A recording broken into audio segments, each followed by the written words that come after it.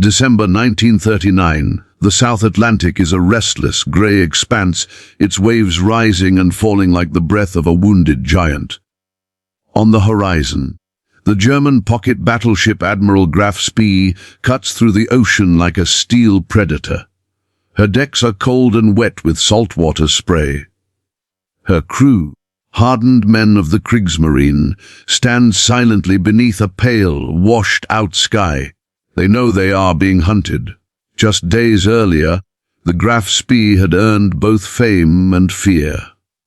A lone raider haunting the shipping lanes, sinking Allied merchant ships with brutal precision, but always sparing their crews. Yet now fate has cornered her. Off the coast of Uruguay, in the neutral harbor of Montevideo, Captain Hans Langsdorff faces an impossible decision. 3 British warships lie waiting just beyond the horizon. His engines are wounded, his ammunition nearly spent, and the world watches with bated breath. Inside the captain's cabin, the ticking of a clock becomes a sound of doom. Langsdorff writes letters, not to his superiors, but to history itself. Better to scuttle the ship, he decides, than let her be humiliated. And so, under the dying sun of December 17, 1939, the Graf Spee sails one last time, not into battle, but into death. Flames rise from her decks, smoke darkens the sky, and the proud symbol of German naval power sinks beneath the waves, choosing suicide over surrender. In the grey chill of the South Atlantic, the ocean rolled endlessly beneath a heavy sky. It was late 1939. The first winter of a war that had only just begun but already felt eternal. Far from Europe's frozen trenches and bomb-lit cities, a different kind of war played out on the lonely sea, a silent hunt that few would witness but none would forget. Cutting through the cold mist was a ship both admired and feared, the German pocket battleship Admiral Graf Spee. Sleek, steel and silent, she was the embodiment of naval precision, designed not to fight fleets, but to haunt the shipping lanes like a ghost.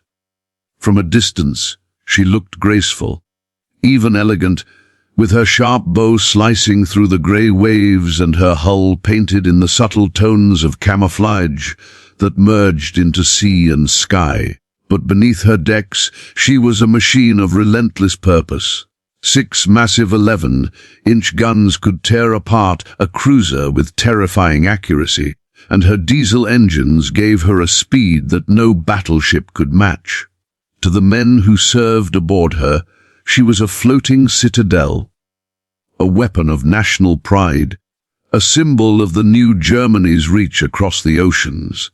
Her orders were clear: disrupt Allied trade, sink merchant vessels, and remind the British Empire that nowhere, not even the farthest corner of the world, was beyond the rate's shadow. And for weeks, she did exactly that.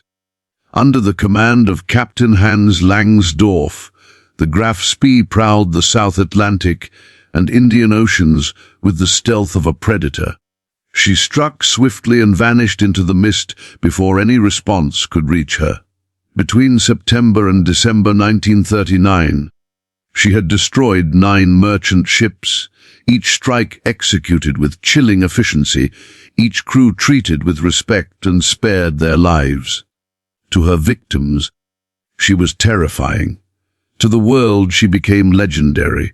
The British Admiralty, alarmed and humiliated, scrambled to end the menace. Merchant captains whispered of her in fear, calling her the Phantom Raider. Convoys altered routes. Wireless silence became the rule of survival. Somewhere out there, in thousands of miles of open water, the Graf Spee hunted alone, and that, perhaps, was her greatest weapon. Isolation gave her mystery. Mystery gave her power. But in the cold calculus of war, even the hunter eventually becomes the hunted.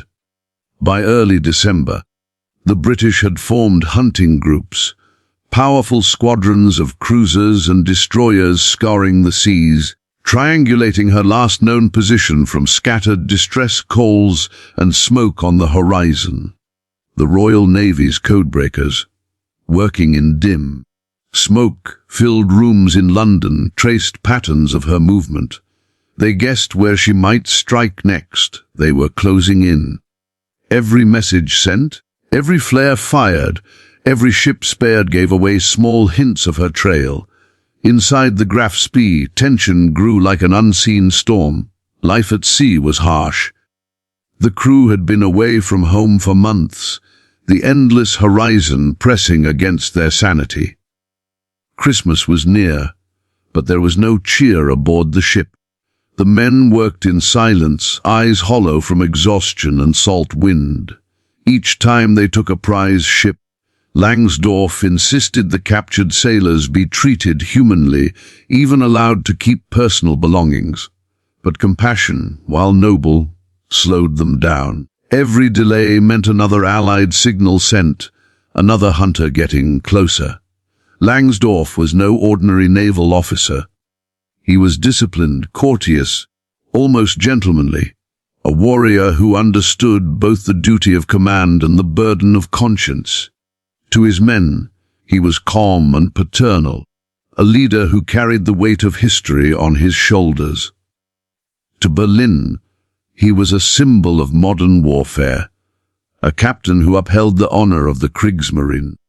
But as December dawned, he knew honor alone could not save them. The ocean began to betray them. Oil slicks left faint trails behind their wake. The engines, pushed to their limits, coughed and groaned. The supply ships that once refueled them had been forced back to Europe. Their stores were dwindling. Even the coffee had begun to taste of rust and fatigue. Somewhere to the north, British warships prowled, listening, waiting. The Graf Spee, once the predator of the seas, was bleeding slowly, invisibly, fatally. Then came the morning of December 13, 1939. The lookout reported distant masts on the horizon. 3 ships heading their way. At first Langsdorff thought they were merchantmen, another easy victory. But as they drew closer, his glasses caught the silhouettes of gun turrets. Not freighters, but warships. The trap had been sprung. The hunter had been found. The British squadron consisted of the heavy cruiser HMS Exeter and the light cruisers Ajax and Achilles. Together, they formed a formidable trio, though none of them alone could match the Graf Spee's firepower. The battle that followed, later known as the Battle of the River Plate, was swift, brutal, and unforgettable. At 6:14 a.m., the Graf Spee opened fire at a range of nearly 10 miles. Her shells, roaring through the morning air, found their mark. The Exeter was struck first, her bridge shattered, her decks torn open. Men screamed as flames swept across the gun turrets. Yet, miraculously, the British ships held their course. For nearly an hour, the ocean erupted in chaos. Shells exploding, smoke rising in black columns, steel shrieking as metal met metal. The Graf Spee's guns thundered again and again, each shot shaking the souls of the men inside her. On her bridge, Langsdorff stood composed, giving orders with the calm of a man who knew his destiny. But the enemy was closing in. The Ajax and Achilles darted like wolves, their smaller guns peppering her superstructure, their shells bursting across her deck. One British shell tore through her galley, igniting fire and spreading smoke that filled the corridors. Another hit disabled her fuel system, spilling precious diesel into the sea. By 7:40 a.m., Langsdorff made a fateful decision: he would withdraw. The Graf Spee, still afloat but grievously wounded, turned south, heading toward the neutral port of Montevideo, Uruguay. The battle was over, but the damage was irreversible. More than 60 of her crew were dead, dozens more wounded. The once proud raider was now a crippled giant, limping through the waves as the enemy followed at a distance. For the crew, the mood turned from adrenaline to despair. The sea, once their ally, now seemed endless and cruel. The sound of hammers echoed through the decks as repair crews worked desperately to seal ruptures, to make her seaworthy again. But everyone knew the truth. Her engines could no longer outrun pursuit. Her guns could no longer protect her. The Graf Spee had become a hunted beast, bleeding and broken, her fate written in smoke across the horizon. As they approached the Rio de la Plata, the coastline appeared like salvation, but also like a trap. Neutral waters offered safety only in name. International law allowed 72 hours for repairs, no more. Langsdorff, standing at the map table in his cabin, stared at the charts in silence. He knew the British would be waiting just outside the harbor, patient and relentless. The men whispered of escape routes, of running at night through the darkness, of one last charge into glory. But deep down, they all sensed the end had begun. The Graf Spee's days as a hunter were over. Now she was the prey, cornered and surrounded, with nowhere left to run. The nights became colder, the crew restless. The clang of metal against metal echoed through the corridors, and the smell of oil hung thick in the air. Even the sea seemed quieter, as if holding its breath. Langsdorff moved among his men, his face expressionless, offering words of calm he no longer believed. He knew the Royal Navy would not relent.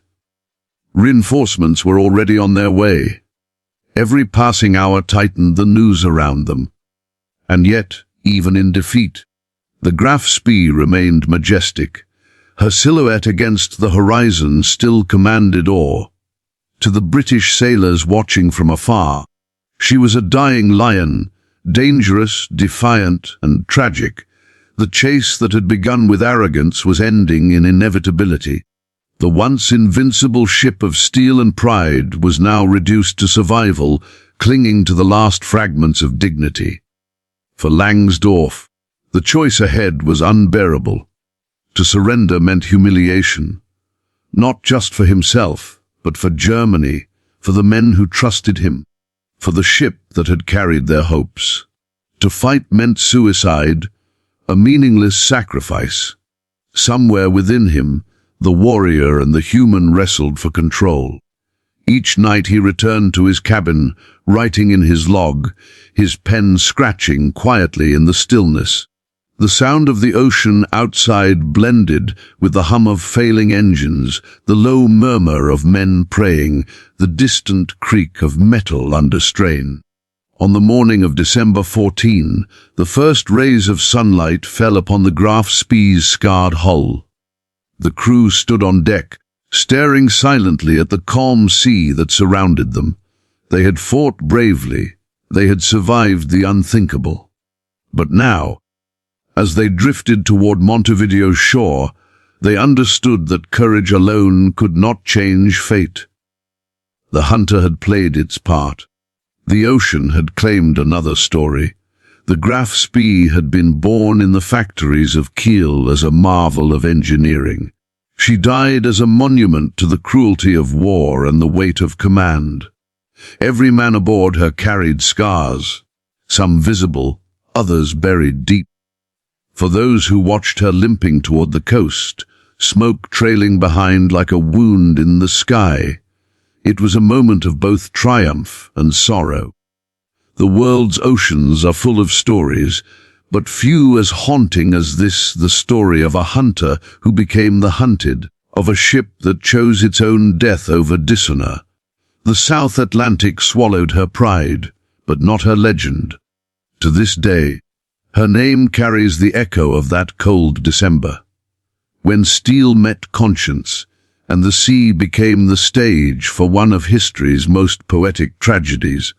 The Graf Spee entered Montevideo Harbor under a sky that had been painted in muted shades of grey and silver, the calm waters reflecting the ship's scarred silhouette like a somber mirror. For the men aboard, the sight of land should have brought relief. But instead it brought an uneasy tension, the kind that grips a crew when safety is only an illusion. Uruguay was neutral, its flags fluttering along the quay, but neutrality offered only a temporary reprieve. They were safe here in theory, protected by law, but the world outside the harbor had not stopped, and the British fleet was relentless. Captain Hans Langsdorff knew that once the Graf Spee left these waters, she would once again become prey. Every glance at the distant horizon reminded him of the encroaching shadow of destiny, and the weight of command pressed on him like the steel of the ship's hull itself. The first moments in Montevideo were deceptively calm. The city lay sleepy beneath the afternoon sun, with the occasional cry of gulls echoing over the water. Dockside workers went about their mundane routines, unaware of the drama unfolding just beyond their reach. Locals gathered along the harbor walls, curious and anxious, pointing toward the massive ship that dominated their skyline. The Graf Spee's guns were silent for now, her engines quiet, but the crew could feel the tension as palpably as if it were a physical presence. The ship had fought and survived, but it was wounded in ways that no bandage could heal. Engine systems had been damaged in the Battle of the River Plate, fuel was limited, ammunition was low, and the men themselves carried both physical and emotional scars. For weeks they had lived in a bubble of exhaustion and fear, their bodies tired, their minds alert to every possible threat. Now, on this neutral shore, a new enemy appeared, time itself. Every hour spent in Montevideo was a countdown, a reminder that the British would not allow them to linger indefinitely. Inside the captain's cabin, the atmosphere was thick with unspoken dread. Langsdorff sat alone at his desk, the dim lamplight casting long shadows across the walls. Maps were spread across the table, dotted with scribbles and annotations, a visual representation of a mind racing through possibilities and consequences. Outside, the harbor water lapped gently against the hull, almost mocking the captain's turmoil. He knew that international law limited the Graf Spee to 72 hours in neutral waters for repairs, and that the British, using intelligence reports and carefully orchestrated deception, would be waiting for him the moment he left. They had painted a picture of overwhelming force just beyond the harbor, the rumor of battleships lurking in the dark waters, waiting to pounce. Langsdorff studied the maps again and again, but the numbers never changed, the odds remained grim. He had choices, yes, but none that would allow for honor and survival simultaneously. The crew moved through their routines in mechanical silence. They repaired what they could, cleaned the decks, polished brass rails, and prepared lifeboats, all under the eyes of the local authorities and curious citizens. Every man aboard the Graf Spee carried an unspoken knowledge that their ship, their floating home and fortress, was no longer invincible. Whispered conversations took place in corners, words like surrender and escape hanging tentatively in the air.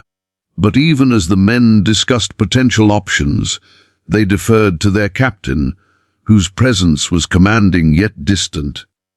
Langsdorff walked the decks slowly, pausing to inspect damage and to offer a word of reassurance to the weary sailors. His gaze lingered on the horizon, searching for the telltale silhouettes of enemy ships. Even in the relative calm of the harbor, he could not relax. Even the harbor's serene waters offered no peace. The pressure of leadership weighed on Langsdorff in ways the crew could never truly understand.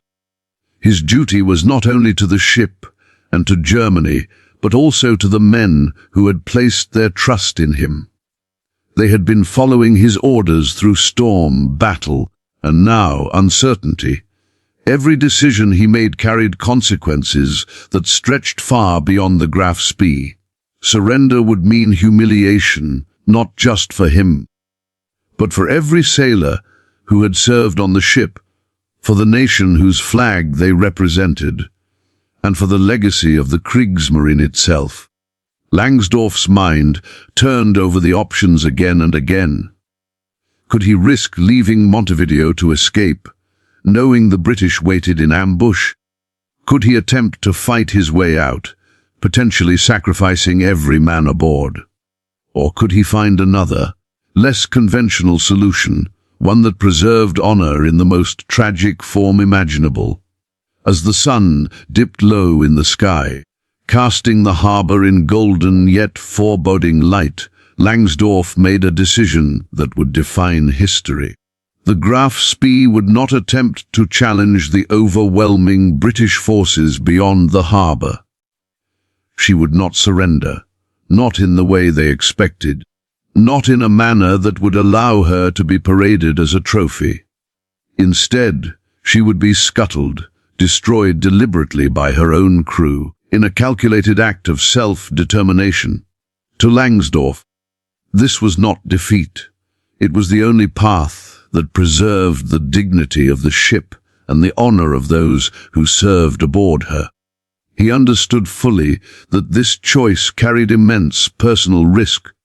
The act of scuttling a ship was irreversible, an admission that the Graf Spee would never sail again, that her power would be extinguished not by the enemy, but by her own hand. Yet for him, and for the crew, it was preferable to surrender, preferable to allow the British to claim a symbol of German naval prowess. Langsdorff spent the remainder of that day making preparations. Explosives were distributed, charges carefully placed along critical structural points of the ship, set to destroy her hull and superstructure systematically. He assigned teams to each task, giving precise orders while maintaining a calm demeanor that masked the turmoil beneath. Crew members carried out their duties with a quiet, almost reverent focus. There was no panic, no hysteria. Each man understood the magnitude of what they were about to do. They were participating in the deliberate end of a legend, the final chapter of a vessel that had inspired fear and awe across oceans. And in that silence, punctuated only by the creak of steel and the lapping of the harbor water, there was a shared understanding. They were witnessing history, and they were its instruments. The city of Montevideo itself seemed caught in this tense interlude.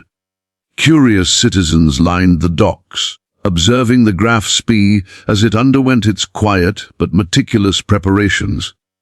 Local authorities watched, aware of international protocols but powerless to intervene. Foreign journalists sent their stories back to Europe, capturing the tension, the looming decision, and the strange calm that enveloped the harbor. From every angle, the drama was unmistakable. Here was a warship, famous and feared, anchored in neutral territory, poised on the brink of self-destruction, watched by civilians who could only guess at the decisions being made within her steel walls. As night fell, the harbor lights glimmered off the Graf Spee's wet decks, reflecting in the water like twin stars suspended over the sea. The crew gathered briefly on deck, looking at one another with a mix of resignation, pride, and sorrow. Some whispered prayers, others stared silently at the horizon. Langsdorff addressed them one final time that evening, his voice steady, carrying over the hush of the water. He spoke of duty, of honor, of the necessity of action. The men listened, absorbing the weight of their captain's words. They understood the gravity of the coming hours. The Graf Spee would not leave Montevideo to fight, nor would she be surrendered as a trophy. She would die by their own hand, an act that, while tragic, preserved the dignity of all who sailed aboard her. Throughout the night, preparations continued. Timers were checked and rechecked, charges secured, escape plans reviewed. Langsdorff moved among his officers, quietly confirming details, ensuring that the men knew their tasks and understood the sequence of events. Exhaustion tugged at them, but adrenaline and a deep sense of duty kept them moving. Outside, the calm harbor belied the storm of decisions taking place within the ship's steel hull. Each passing hour was a step closer to the final act, and the tension was almost unbearable. At first light, on December 17, the harbor was eerily still. Mist hovered above the water, softening the outlines of buildings and ships alike. Langsdorff stood on the bridge, looking out over the deck, the harbor, the horizon beyond. There was no celebration, no sense of triumph.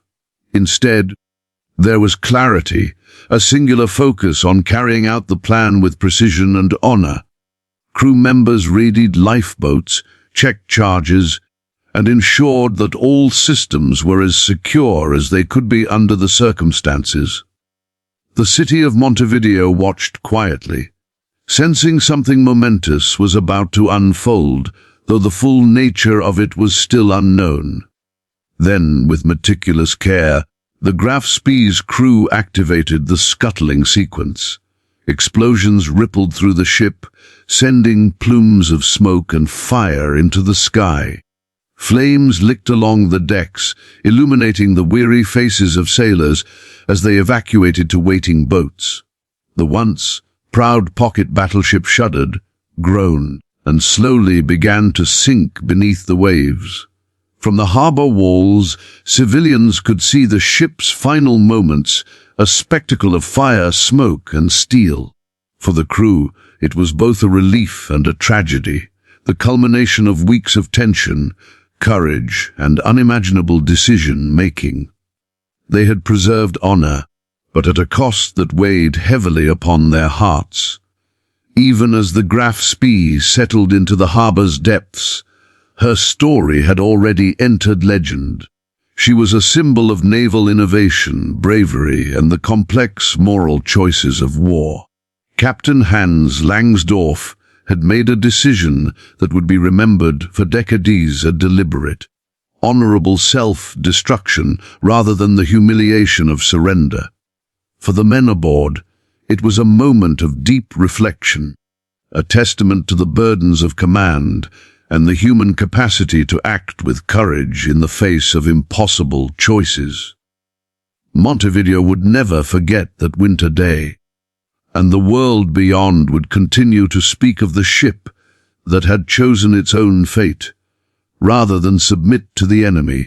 The first light of dawn on December 17, 1939, filtered softly over Montevideo Harbor, casting a pale glow across the calm waters. The Graf Spee lay at anchor, her steel hull reflecting the cold, still light of morning, yet beneath her decks, tension simmered like a pot left on the fire too long. The city around her remained quiet, the harbor seemingly ordinary to the untrained eye, yet for the men aboard, every sound, every shadow carried meaning. Today, the Graf Spee would write the final chapter of her own legend. A chapter that would be remembered not as defeat, but as an act of deliberate honor. Captain Hans Langsdorff moved among his officers and crew, his uniform pristine, his expression calm. Yet behind the composed exterior was a heart weighed down by the enormity of what lay ahead. He had made the decision, and now every step, every command, had to be executed with precision. The crew worked methodically, almost reverently, as they carried out the final preparations. Charges had been placed along the hull and the main compartments of the ship, designed to destroy her completely once detonated. Lifeboats were lowered carefully, and men moved into them with the quiet understanding of a ritual rather than a hurried evacuation. The explosions would not be random. They would be measured. Controlled destruction meant to preserve the dignity of a ship that had struck fear into the hearts of its enemies across the oceans. Langsdorff walked along the deck, pausing to observe the faces of his men, reading their resolve, sensing their pride, their fear, and their sorrow. He knew they were aware that this was more than just a ship. It was a symbol of the Kriegsmarine, of Germany's naval might, and of the sacrifices that war demanded of all who served aboard her. The first detonation shook the Graf Spee, sending a rumble through her steel frame that reverberated through the harbor. Smoke began to rise, curling upward in dark, twisting plumes that blended with the mist. Flames licked along her decks, orange and red against the pale blue of the early morning sky. Crew members in lifeboats watched as their floating fortress, their home, their pride, their battleground, erupted into controlled chaos. There was no panic, only the solemnity of men witnessing history, their hearts heavy but their discipline unwavering. They had trained for battle, for conflict, for survival, but nothing could prepare them for the deliberate loss of something they had given their sweat, skill, and loyalty to. Even as the explosions shook her hull, the Graf Spee seemed to retain a certain majesty, a last, defiant assertion of presence on the waters she had dominated for months. The harbor itself became a theater of this calculated destruction.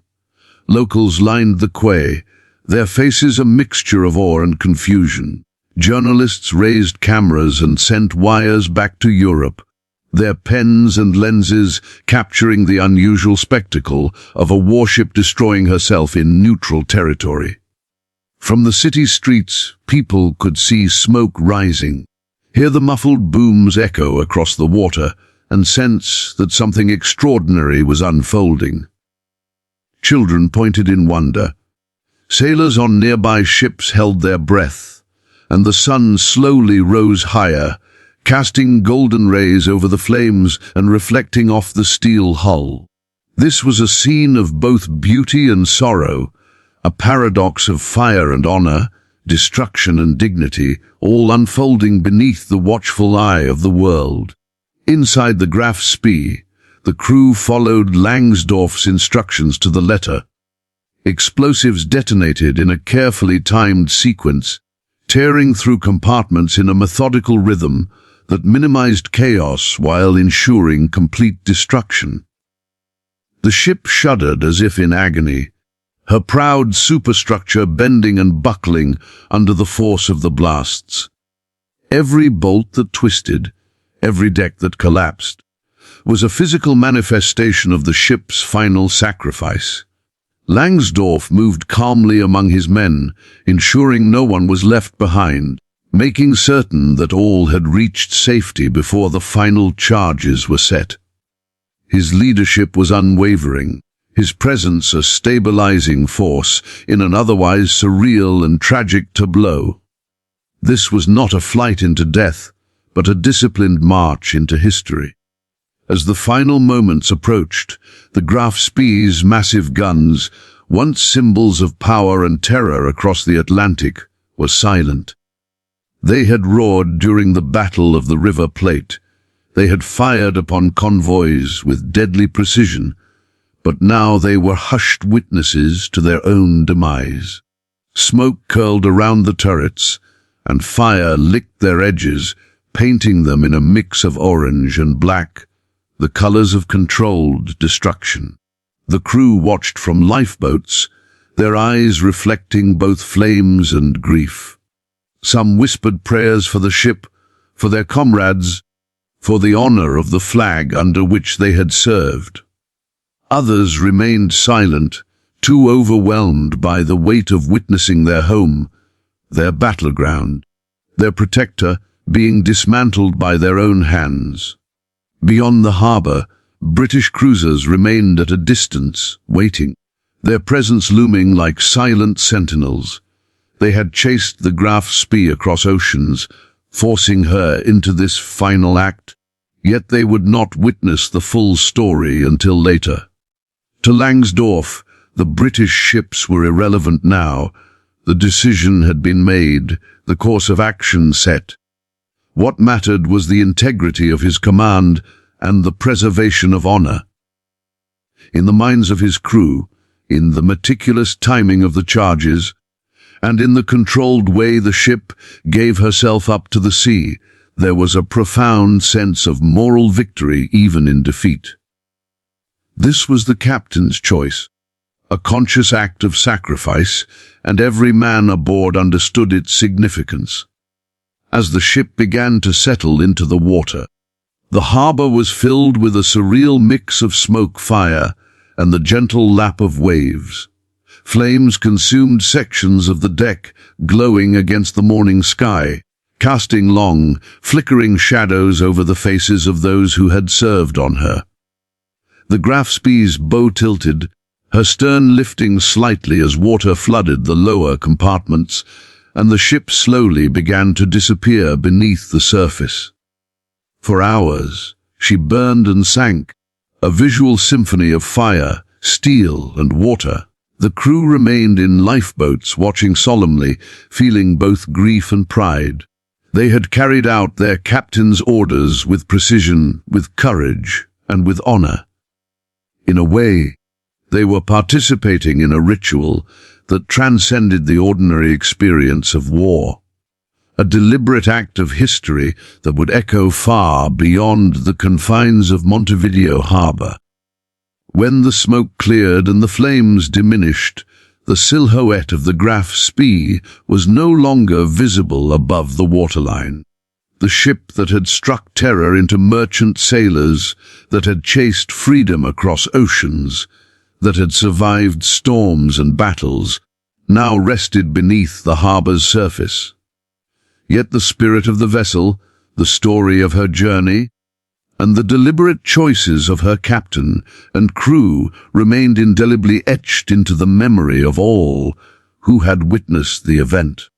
Montevideo had been the stage for a final, dramatic act, a story of courage, precision, and honor that would be recounted in books, articles, and documentaries for decades to come. Captain Hans Langsdorff, knowing the weight of what had transpired, remained composed. He had led his men through the impossible, ensured their safety, and executed an act of unparalleled naval discipline. Later, he would take his own life, choosing to join his ship in death rather than live under the shame of surrender. His actions, coupled with the destruction of the Graf Spee, created a narrative of tragic heroism, a story that blurred the lines between defeat and dignity, war and morality. For the men of the Graf Spee, for the witnesses in Montevideo, and for the world watching from afar, the death of this ship was not simply an end. It was a lesson in honor, command, and the profound consequences of choice in war. The story of the Graf Spee did not end in Montevideo Harbor. Her wreck became a symbol, her destruction a historical lesson in courage, discipline, and moral clarity. Every image, every report, every recollection of that December morning carried the weight of deliberate sacrifice, the calculated embrace of inevitability, and the quiet assertion that honor could still exist amidst the chaos of war. The harbor itself became a monument, silent and unassuming, to the dramatic act that had taken place upon its waters. The Graf Spee's legend, born from the precision of German engineering, the courage of her crew, and the decisiveness of her captain, would endure for generations. A reminder that sometimes the most powerful acts of warfare are not those of conquest, but those of deliberate, dignified choice.